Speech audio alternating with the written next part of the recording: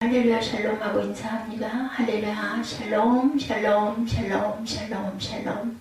하나님 사랑합니다. 여러분 주 안에서 사랑합니다. 예, 어느덧 그저 3월 마지막 주일입니다. 예, 3개월이 벌써 2022년 우리 송구영신 예배드리는 게 엊그제 같은데 벌써 3개월이 다 됐어요. 정말 세월이 유수구나. 나이가 먹으면 더해요. 젊을 때보다 어릴 때보다. 가는 세월을 우리는 붙잡을 수가 없습니다. 주어진 하루하루를 소중하게 마지막 날처럼 귀하게 채워가야 되겠죠. 사순절 네 번째 주일이 이제 도래해서 17일 4월 17일이면은 우리 부활절이 오죠. 두 주일을 남겨놓고 있습니다. 주님의 오심을 기다리는 우리의 마음 한번 돌아봐야 되겠죠. 부활을 맞이하는 우리의 마음에 또한 무엇이 자리 잡고 있는지. 코로나가 지금 3년 2019년 가을 여름 하반기부터죠. 3년 이상 지속된 그런 상황 속에서 교회 활동들을 정말 저희 교회는 큰 변동이 없지만 커다란 교회들은 정말 여러 가지 어려움이 많고 제약도 많겠죠. 그 중에 신방하시는 부장님들이 계시다고 그래요. 신방을 못하고 부장직에 임용을 받았는데 2년 동안 신방을 못하다 보니까 그 다음 때 그 부장님이 이제 또 다시 맞이하게 되고 또 집을 그렇게 귀하게 정리를 해가지고 신방 예배 드리려고 이사해가지고 참 그 장로교 쪽 특히나 다른 교단도 마찬가지지만 많거든요. 그러면 아주 신방 한 번 오신다고 그러면 온 집안을 대청소를 그 바람에 대청소한다고 하죠. 그래가지고 그거를 사모하시던 분들은 신방을 결국은 받지 못하고 몇 년을 지나갔다 이런 이야기들이 올라와 있더라고요.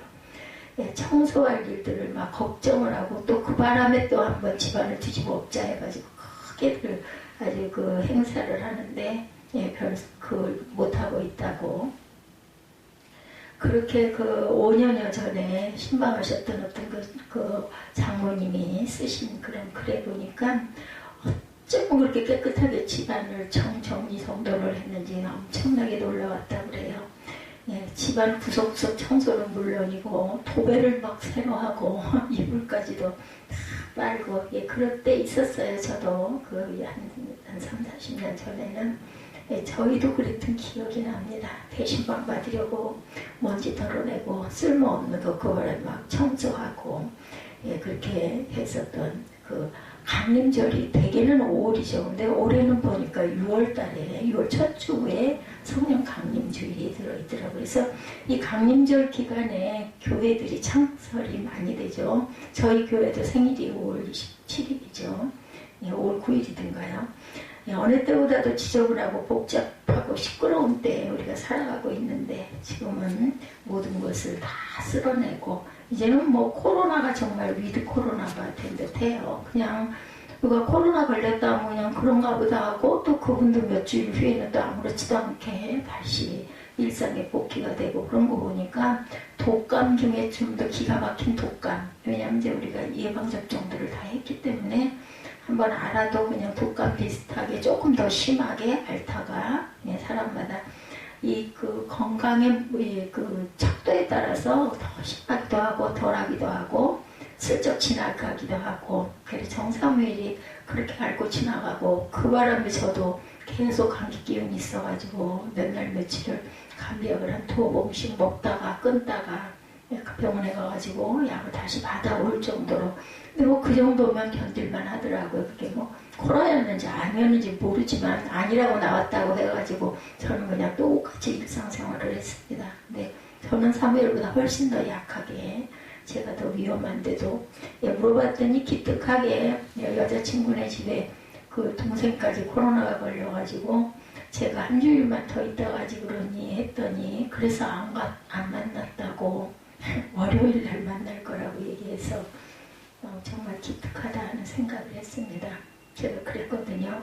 엄마가 노약자한테 너 그렇게 했다고 엄마 아파가지고 못 일어나면 어떡할래 그랬더니 그냥 한마디 했는데 그걸 아마 친구에게 얘기하니까 그 여자친구가 그랬겠죠. 그럼 이러고 지켜서 만나자. 그래서 참 기특하다는 생각을 했어요. 해마다 우리가 강림절이 되면 생각나는 사람 세례 요한이죠.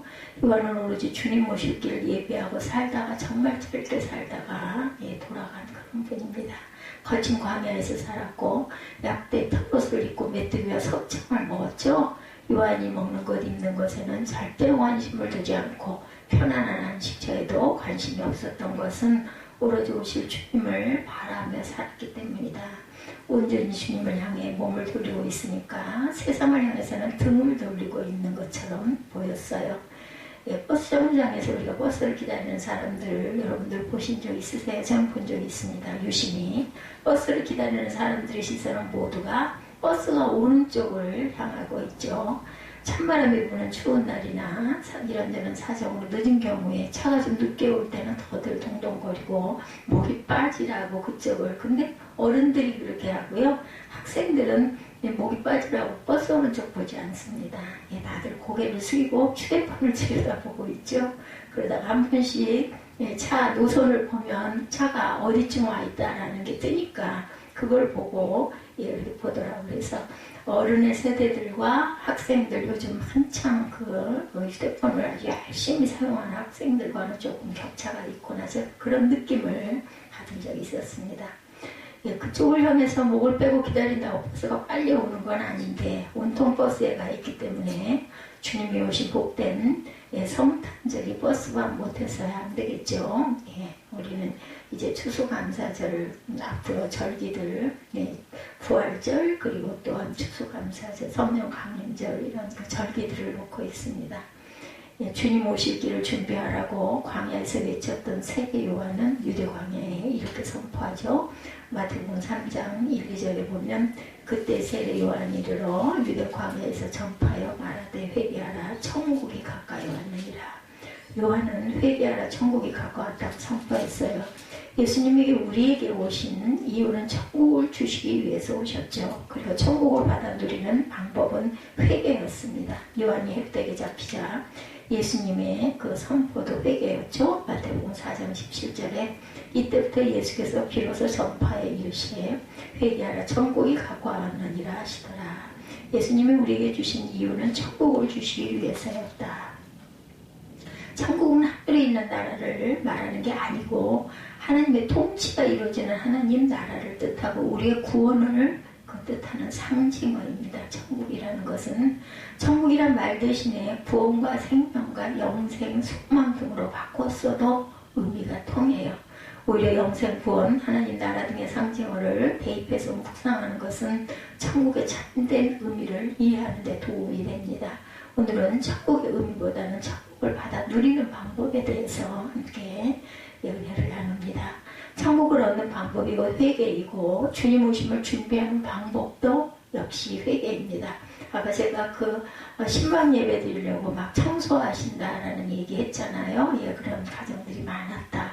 저도 그렇게 겪기도 했고 저도 실제 하기도 했고 몇십 년 전에는 그런데 요즘에 코로나 때문에 그 예배를 드리지 못해서 몇 년을 밀고 오다 보니까 부장님이라고들 하시더라고요. 그 부장님들이 그러니까 안수집사급 아니면 장로님 아니면 목사님들도 계시고 그런 급인 것 같아요. 이렇게 많은 가정에 이렇게 나눠서 가야 되다 보니까 이렇게 맡으신 것 같은데 그것도 또한 가정을 깨끗이 청소하고 마음으로 기다리는 그 마음 소망이고 또한 그 회개고 그죠? 구원을 바라는 마음.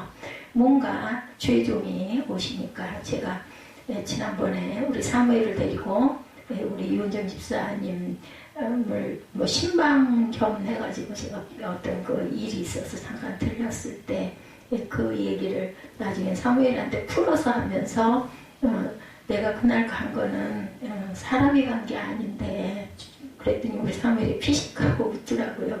이상한 생각을 한 거예요. 이해를 못하니까 종의 입장으로 간 거야. 그래서 기도해 주려고 방에 들어가려고 했더니 깜짝 놀라면서 나를 보고 왜 방에 가려고 하냐고 그래가지고 기도해 주려고 들어가라고 했지. 대개는 잠자리가 있는 몸이 아파가지고 누워있을 적이 많으니까 방에 들어가서 기도해 주는 거를 참 그 옛날에 영광으로 알고 막 방으로 모시고 여기 오셔가지고 기도해 주세요. 대개는 이런데 요즘에는 이제 거실 문화가 있다 보니까 제가 이제 방에 잘 안 들어왔죠. 대개는 그냥 주방에서 얘기하거나 거기 조그마한 의자에서 그랬는데 제가 방으로 불쑥 들어가려고 하니까 놀랬던 것 같아요. 아이한테 얘기를 하는데 그 이해를 잘 못해가지고 지금도 마음에 걸려 있어요. 한번 데리고 그 부분을 얘기할까. 제가 무슨 대단한 인물이라는 뜻이 아니라 그 말의 의미를 잘못 이해한 것 같아요. 사람으로 간 게 아니고 했더니 그냥 피식하게 웃더라고요. 그래서 종의 입장으로 간 거다라고 얘기는 했는데 다 이해 못한 것 같습니다. 천국을 얻는 방법이 회개고 또 은혜가 있는 사람들은 이런 얘기를 설명할 필요도 없죠. 다 알고 있기 때문에. 그게 몸에 배지 않아서들 그래요. 주님 모십을 준비하는 방법도 역시 회개다. 우리가 회개하고로 준비하는 천국은 마치 밭에 간 주인 보아와 같습니다. 오늘 44절이죠. 천국은 마치 밭에 간 주인 보아와 같으니 사람이 이를 발견한 후 숨겨두고 기뻐하며 돌아가서 자기의 소유를 다 팔아 그 밭을 사느니라. 저는 그 아기 같은 마음이 아직도 마음 안에 나이가 들면 또 그게 살아난다고 그러져 있습니다. 그래서 내가 정말 아끼고 귀한 건요, 잘 사용하지를 않아요. 깊이 놔두고 그걸 가끔가다 바라보면서 기뻐하는 그런 그 성격을 갖고 있어요. 이번에 그 오래된 옷들 다 정리하면서 잘 입는 옷까지 다 버려져가지고 그 봉지에 제가 싸놨던 그게 그냥 돌아오는 봄에 입을래요 했던 그 봄, 여름 옷들이 다 버려졌는데 좋은 거 아니죠. 별로. 근데도 왜 우리 몸에 붙은 옷들 있잖아요. 그런 것들이 그렇게 그립고 생각이 나고 입을 게 안 벗든지 막 입을 게 없으니까 이걸 도대체 어떻게 해야 되나. 지금 어느 면으로는 여러 가지가 제가 적응이 안 돼가지고 여기가 교회고 제가 교회에 나와 있다 보니까 불편한 게 굉장히 많아요. 게다가 날씨에 변화가 있어가지고 무엇을 입어야 할지 근데 입을 옷이 없는 거예요. 뭘 사야 할지도 모르겠고 그래서 참 마음이 안타깝고 하나님이 주신 마음대로 했어야 하는데 제가 미련하다 보니까 뭘 골똘하게 생각을 하다 보면 하나님이 지혜를 주셔서 그러그러한 순서를 해야 되겠다 했으면 그렇게 해야 되는데 우리가 그 세상에서 생각할 때 그냥 이게 더 편리하고 이게 더 빨라 하더라도 마음을 주셨을 때는 내가 실수할까봐 이유가 있었을 텐데 제가 지금 여러 차례 그런 걸 느낍니다. 그걸 안 하고 그냥 가면 꼭 후회할 일이 생겨서 앞으로는 누구 말 듣지 말고 그 마음이 계속 올 때는 무조건 그렇게 해야 되겠다. 내가 몸이 약해가지고 혼자 잘 못 움직이다 보니까 아이한테 자꾸 의지를 해서 계획을 하고 약속을 하다 보니까 그게 잘 안 되죠. 혼자 휙 가면 될걸 본인이 혼자 못 가가지고 무게도 있고 뭐 좀 이렇게 들어 날려야 되고 들여놔야 되고 막 이러다 보니까 혼자 움직이지를 못합니다. 그런 불편이 있습니다. 기뻐하며 돌아가서 자기의 소유를 다 팔아 그 밭을 사느니라. 어떤 사람이 밭에서 일을 하다가 보화를 발견한 거예요. 밭에서 밭을 갈다 깜짝 놀라고 가슴이 두근두근하고 어머 이거 여기 있어. 이거 너무나 좋은 건데 이거 어떻게 누가 보면 어떻게 이거 내가 사야지. 그리고 살짝 묻어놨겠죠. 그걸 저는 이해를 합니다. 밭에 일을 하다 보화를 발견해서 보화를 발견한 곳은 어떤 특별한 곳이 아니었어요. 늘 가서 일하는 밭이었는데 멀리 있지 않았고 우리가 늘 생활하고 일하고 돌보는 가까운 곳에 있었던 거죠. 귀하고 소중한 것을 멀리 있다고 생각하기가 쉬운데 인생을 걸어가다 보면은 우리가 멀리 있는 게 아니라 정말 눈앞에 있는 게 안 보일 때가 있죠. 보물은 멀리 있지 않다라는 건 천국이죠. 여기서 보아는 천국입니다. 천국을 맞이하는 준비는 특별한 곳에 특별한 방법으로 해야 하는 것인 줄 생각을 하는데 아니라는 거죠. 우리가 매일 눕고 자고 일하는 모든 곳에서 해야 하는 것이 바로 이 보아 천국을 깨닫고 알고 누리고 가야 한다라는 거. 천국이가 가까웠으니 우리는 회개함으로 준비해야 한다. 제가 아까 광야에서 외치는 소리가 있으니 세례 요한의 이야기로 시작을 했죠. 회개는 방향을 바꾸는 거예요. 이웃과 아울러 삶의 방향을 바꾸는 것이 회개입니다. 잘못된 것을 바로잡아서 실행하는 것. 하나님을 등지고 살아왔던 삶에서 예를 들면 하나님을 향해서 방향을 바꾸는 것. 하나님을 안다고 하나님을 예배한다고 하면서도 등을 진 우리 사람들이 너무나 많죠. 그 사업은 어떻게 똑같이 말씀대로 할 수 있어? 내가 직장에서도 마찬가지. 내가 직장에서 살아남으려면 남을 밟고 일어나야지. 근데 하나님의 뜻은 그게 아니거든요. 회개는 나 중심으로 살던 삶에서 하나님 중심으로 바꾸는 것.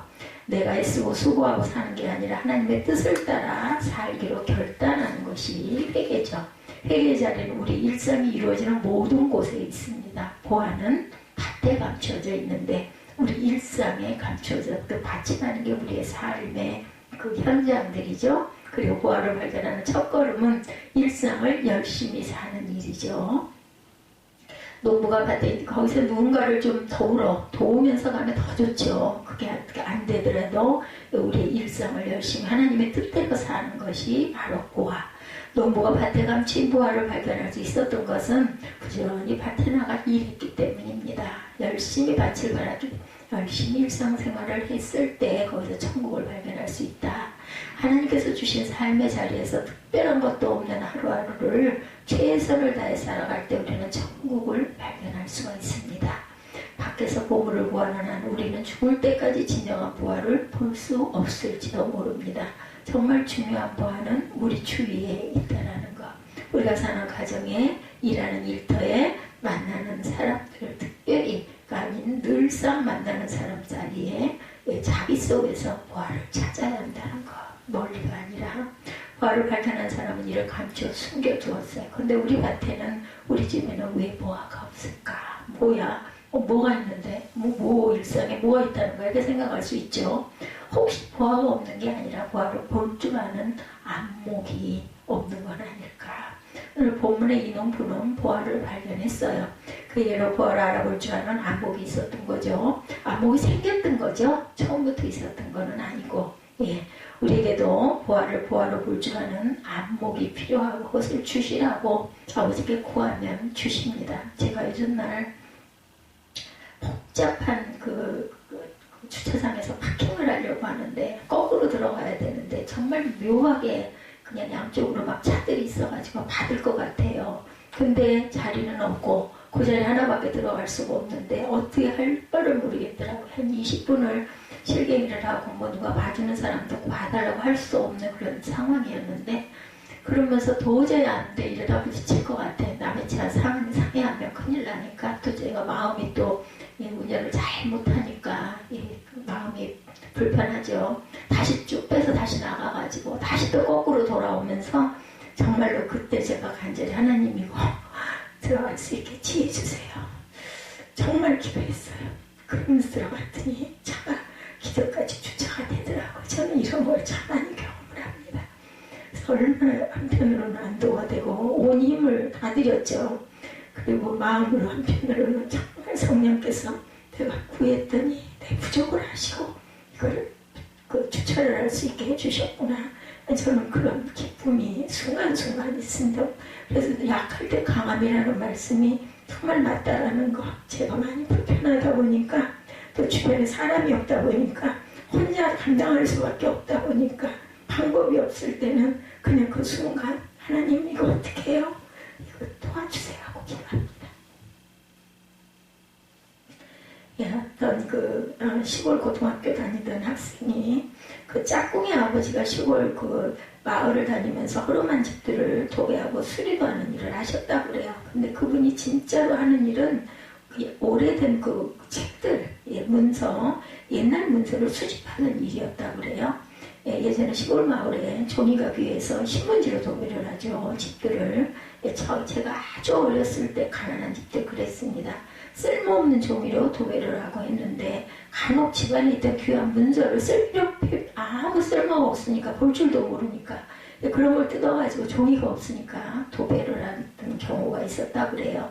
도배는 수단이 없고 귀한 문서를 수집하러 다니는 일이 그 친구의 아버지의 일이었는데 시골 구석구석을 다니며 좋은 도배지로 도배를 해준다고 돈은 받지 않고 다만 뜯어낸 종이를 가지고 가겠다면서 하면 다들 해달라고 하지 않겠어요? 그렇게 하라고 하면서 좋아했다고 그래요. 안목이 없으면 그냥 벽에 붙여도 별로 탐탁치 않은 종이도 안목 있는 사람이 만나면 이렇게 보화가 된다. 이 고문서 수집하는 분은 아주 그런 거 보면 얼마나 반갑겠어요. 우리도 보화로 알아보는 안목이 필요하다는 거죠. 우리에게 안목은 과연 어떻게 생길까? 참 보배 되신 예수님을 바라봐야 합니다. 세계 각국의 화폐를 다루는 은행에는요, 진짜 화폐와 가짜 화폐를 구별하는 감별사가 있다고 그래요. 오랜 훈련을 통해서 진짜 돈과 가짜 돈을 구별해낸다고 그러죠. 근데 진짜와 가짜를 구별하는 훈련은 어떻게 하냐면은, 가짜를 찾아내야 하는 일이니까 가짜의 특징을 연구할 것 같죠. 근데 가짜를 골라내야 하니까 어떤 것이 가짜인지 잘 알아야 되겠죠. 종이가 얇은 것이 가짜라든지, 색깔이 흐릿한 것이 가짜라든지, 어떤 표시가 없는 것이 가짜라든지, 가짜의 특징을 알아야 가짜를 찾아낼 수 있을 것 같은데, 가짜를 찾기 위해 진짜를 관찰한다고 합니다. 진짜 돈을 두고 보고 또 보고 만지고 또 만지고 진짜가 익숙해지도록 눈과 귀와 손의 감각을 익힌다고 그래요. 감별사들은. 그리고 어느 정도 숙지가 되고 나면 진짜 돈 사이에 가짜 돈 하나를 끼워놓습니다. 그러면 진짜 돈 익숙한 감별사는 쉽게 가짜를 찾아낸다. 우리가 생각하는 거와 거꾸로죠, 방법이. 우리도 가짜에 속지 않기 위해서는 진짜에 익숙해져야 합니다. 진짜를 찾기 위해서 늘 예수님을 향하고 바라봐야 되겠다. 주님을 보고 또 보고 주님을 생각하고 또 생각해야 가짜가 끼어들어도 미혹되지 않을 수가 있다는 거죠. 인생의 가장 소중한 보안은 천국 하나님의 나라입니다. 우리가 소망하는 천국은 죽어서만 가는 세상이 아니죠. 우리가 예수 그리스도의 보혈의 은총으로 천국 백성이 되었다면 지금도 천국을 살아야 합니다. 제가 오늘 예배 앞에 평화에 대한 찬양을 두 곡을 했습니다. 평화가 천국이 우리 마음에 임해야 되겠죠. 우리가 예수 그리스도의 보혈의 은총으로 천국 백성이 되었다면 지금도 우리 일상 속에서 천국을 경험하며 살아야 합니다. 그러면 우리 마음에 참 평화가 좀 오지 않겠습니까? 어느 날 제 마음에 그런 마음이 왔어요. 하나님의 나라, 우리가 돌아갈 때 천국을 향해 길 잃어버리지 않고 가려면 우리 마음이 정말 평강해야 되겠다. 샬롬의 은총이 함께 있을 때 우리가 천국을 소유할 수가 있겠다라는 마음이 왔어요. 이게 바로 천국을 길 잃지 않고 하는 방법입니다. 우리가 일상에서 천국을 발견하고 일하면서 보화를 발견하고 알아보기 위해서 자꾸 예수를 바라봐야 되겠다. 내가 할 수 없고 내가 부족하니까 예수의 십자가를 자꾸 바라봐야 된다고 제가 말씀드렸죠. 예수께서 그러셨잖아요. 너도 또한 나를 따르는데 네 십자가를 지고 나를 따르라. 십자가를 도대체 어떻게 지고 가요? 이 무거운 걸. 그걸 할 줄을 모르겠고 자신이 없을 때 주님의 십자가를 자꾸 바라보다 보면 하나님께서 성령을 통하여 힘을 주신다라는 거, 내가 할 수 있게 해주시오. 우리의 중심을 예수께 맞춰야 합니다. 밭에서 보화를 발견하고 보화를 알아본 농부는 즉시 기뻐함에 돌아가서 자기의 소유를 다 팔아 그 밭을 샀어요. 우리는 누구나 주님을 만난 후에 복음을 듣고 깨달은 후에 마음이 하나님께 열리고 구속의 은총을 경험한 기쁨들을 가지고 있습니다. 아까 제가 정말 우스운 일상이었지만 간단한 어떤 상황에 정말로 어떻게 할 수가 없을 때 하나님 이거 잘할 수 있게 주차할 수 있게 힘 주세요, 지혜 주세요 했더니 정말로 주차가 됐을 때 얼마나 기쁜지. 농부의 밭에 부어가 없었던 적이 없었던 것처럼 하나님의 구원의 은총이 우리 곁을 떠난 적이 없었지만 특별히 다시 발견하고 기쁨을 누린 경험, 크고 작은 경험들 여러분들도 계실 겁니다. 그런데 그 보화를 발견하고 숨겨두고 돌아와서 잃어버리고 살고 있는 것은 아닌가, 잊고 살고 있는 것은 아닌가, 보화를 잃어버리고 살고 있는 것은 아닌가. 우리가 하나님 나라의 보화를 발견하고 누리는 방법은 그 밭을 사는 거죠. 보화를 발견했다면 우리도 집 팔고 땅 팔고 소유를 팔아서 그 밭을 사서 누려야 합니다. 자기 소유를 다 파는 것은 하나님의 나라를 얻기 위해서 자신의 전 존재를 드리는 것을 의미합니다. 그래서 놀라운 신앙의 역설이기도 하죠. 전부를 다 내어놓는 길은 빈 털터리가 되는 길이지만 빈 털터리가 되므로 우리는 모든 것을 누릴 수 있게 된다라는 것. 제가 자신의 전 존재를 다 내어드리는 일은 쉽지 않은 길이죠. 내가 애쓰고 수고해서 하려 할 때는 더욱 그렇습니다. 그러므로 우리는 이 또한 주님을 바라보아야 되겠다. 45, 6절입니다. 천국 온 마치 좋은 진주를 구하는 장사와 같으니 극히 값진 진주 하나를 발견하며 가서 자기의 소유를 다 팔아 그 진주를 사느니라. 진주 장수는 좋은 진주를 만나자 가지고 있던 너저분한 진주를 다 처분하고 극히 값진 진주 하나를 산 거예요. 그 진주 하나가 무엇보다도 소중했기 때문이죠. 우리가 이리저리 흔들리는 것은 값진 진주를 발견하지 못했거나 진주의 가치를 온전히 바르게 알지 못했기 때문이다. 그러니 내게 주신 값진 진주를 소유하기 위해서 회개해야 된다. 회개하면 눈이 열리죠. 삶을 돌이켜 영원한 가치이신 주님을 바라봐야 합니다. 47, 8절이죠. 또 천국은 마치 바다에 치고 각종 물고기를 모는 그물과 같으니 그물을 가득하네 물가로 끌어내려 앉아 좋은 것은 그릇에 담고 못된 것은 내버리느니라. 세상을 사는 동안 우리 인생의 그물에 이런저런 각종 물고기들이 잡히죠. 그러나 그물에 걸린 모든 것을 다 쓸 수는 없어요. 그물에는 못된 것들이 섞여 있고 심지어 쓰레기가 함께 달려오기도 하죠. 그래서 좋은 것만 골라내어 그릇에 담아야 되겠다. 우리 일상이란 제한된 시간과 공간 속에 모든 것을 다 할 수는 없습니다. 그러니 우선순위를 정해야 되죠. 급한 일에 바쁜 일에 쫓겨서 허둥 지둥해서는 꼭 후회를 하게 돼요. 예, 지난번 제가 옷정리 때 안타까운 것처럼 지금까지냐면 내년쯤 되면 이제 조금 이제 그런 부분들이 잊혀져 가고 포기 이미 했죠. 찾을 수가 없는 거기 때문에. 근데 눈에 선한 거예요. 몇 년 동안 쓰는 것들이다 보니까. 그러니까 남들에게는 그게 허접스레 그리고 그냥 정말 버릴 엉마같이 보일지라도 본인에게는 그게 굉장히 귀한 거고 선대가 묻은 것이기 때문에 또 정이 들어있기 때문에 눈에 선한 거죠. 정작 중요한 일을 놓쳐버리기가 쉽다라는 거. 쫓겨서 어둠지둥하다가 제가 잘 그걸 계획을 못하다 보니까 이럴까 저럴까 아이한테 물어보고 생각을 하고 궁리하다가 그만 빠르게 하는 방법으로 그냥 내가 쓰려고 하다 보니까 결국은 후회하게 되고 이거 잘못했구나 하는 생각이 드는 거죠. 예, 천국은 아주 가까이 우리 곁에 있지만 내가 그것을 깨닫지 못할 경우에는 감춰져 버린다는 거. 그러므로 우리는 보화를 발견하기 위해서라도 우리에게 주어진 일상을 성실히 열심히 살아내야 되겠죠. 주어진 삶을 성실히 살아내는 것이 보화를 발견하는 첫걸음입니다. 그러면서 우리는 일상의 보화를 발견할 수 있도록 안목을 기르고 내 힘으로 혼자 어려울 때 갈등이 일어날 때 결단을 못할 때 기도해야 합니다. 보화를 발견한다고 해서 알아보지 못하면 아무런 소용이 없기 때문이다. 우리는 보화를 알아볼 수 있기 위해서 주님을 바라봅니다. 예.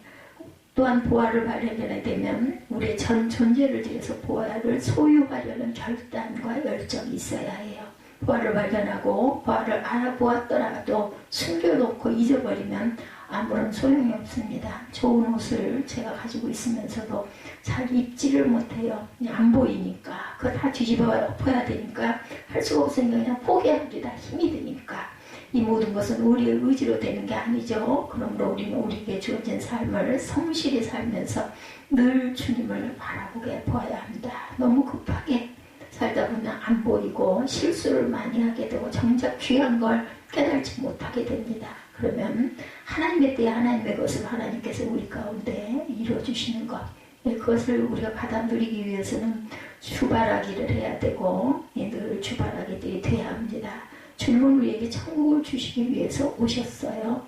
그리고 우리에게 지금 천국은 아주 가까이 있습니다. 내 주변에 있고 내 생활 가운데 있고 또한 내 안에 있다는 것. 온전히 주님께 나아감으로 천국의 기쁨을 가득히 담고 기뻐하는 사순절을 겪어내셔서 부활의 영광을 맞이하시는 저와 여러분이 되시기를 주님의 이름으로 축복합니다. 우리 마태복음 13장 말씀 1절부터 한번 쭉 끝까지 묵상하고 우리 기도하고 주기도문으로 예배를 마치도록 하겠습니다.